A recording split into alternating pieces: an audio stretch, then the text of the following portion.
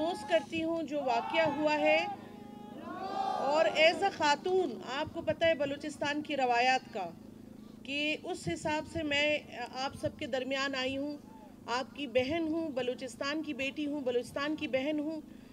बिल्कुल आपके मुतालबात सर आँखों पे, आपके जज्बात सर आँखों पर, लेकिन जो हमारी इस वक्त शुहदा हैं, मेरा ख़्याल है वो इस्लामी तौर पे बहुत अज़ियत में हैं।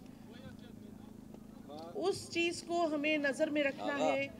दूसरी एक चीज़ मैंने कहा, मेरे तमाम सीएम बलूचिस्तान साहब आपसे भी बात करेंगे, वो भी आए हैं, फेडरल मिनिस्टर्स भी आए हैं, हम सब आप सबके दुख में बराबर के शरीक हैं।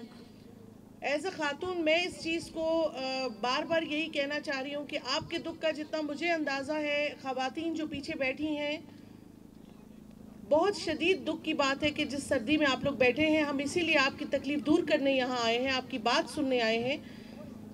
दूसरी बात ये कि आप बिल्कुल इमरान खान साहब आएंगे, ज़रूर आएंगे, लेकिन 18 अमेंडमेंट के बाद आप एक चीज़ देख लें कि जो भी पावर है वो सूबा के पास है, और सीएम बलूचिस्तान साहब इज़ हेयर। वो आपकी तमाम बात सुनेंगे, आपकी तमाम दरख्वास्तें, आपकी तमाम तजावीज़ात पे वो ज़रूर गौर व फिक्र करेंगे और आपके मसाइल हल भी करेंगे।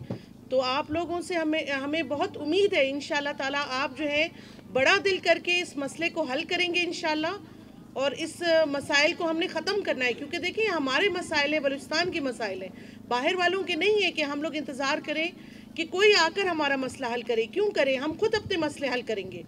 तो सीएम बलूचिस्तान साहब हैं जो आपसे अभी बात करेंगे इस मौजू पे। मेरी तरफ से मैं हाथ जोड़ती हूँ दोबारा से, एज अ बहन, एज अ बेटी बलूचिस्तान की, कि प्लीज़ मैयतों को जो है वो दफनाएं, तदफीन करवाएं।